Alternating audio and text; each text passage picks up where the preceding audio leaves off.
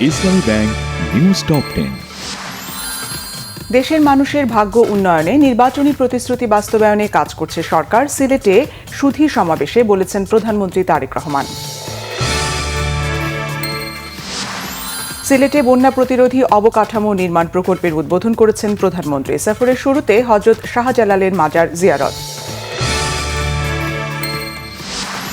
ঢাকায় 4 দিন ব্যাপী জেলা প্রশাসক সম্মেলন শুরু হচ্ছে আগামীকাল। উদ্বোধন করবেন প্রধানমন্ত্রী তারেক রহমান। আলোচনায় 498টি প্রস্তাব।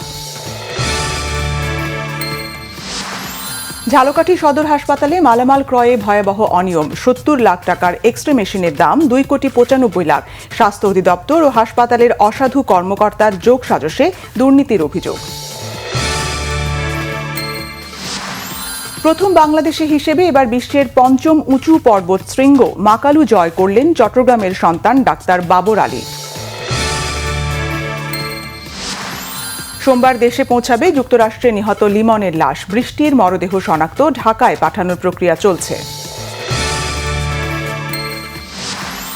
ইরানের উত্তর পশ্চিমাঞ্চলীয় জানজান প্রদেশে অবিস্ফোরিত বোমা নিষ্ক্রিয় করার সময় বিস্ফোরণে IRGCর 14 সেনা নিহত। যুদ্ধবন্ধে ইরানের দেয়া সর্বশেষ প্রস্তাবেও সন্তুষ্ট নন মার্কিন প্রেসিডেন্ট ডোনাল্ড ট্রাম্প। জার্মানি থেকে 5,000 সেনা প্রত্যাহারের ঘোষণা মার্কিন প্রতিরক্ষা মন্ত্রীর। নিউজিল্যান্ডের বিপক্ষে শেষ টি-20তে আজ মাঠে নামছে বাংলাদেশ। জিতলেই সিরিজ নিশ্চিত হবে টাইগারদের। স্প্যানিশ লা লিগায় রাতে মাঠে নামছে লিডার বার্সেলোনা, প্রতিপক্ষ ওসাসুনা। ইংলিশ প্রিমিয়ার লিগে টেবিল টপার আর্সেনাল মুখোমুখি হবে ফুলহ্যামের।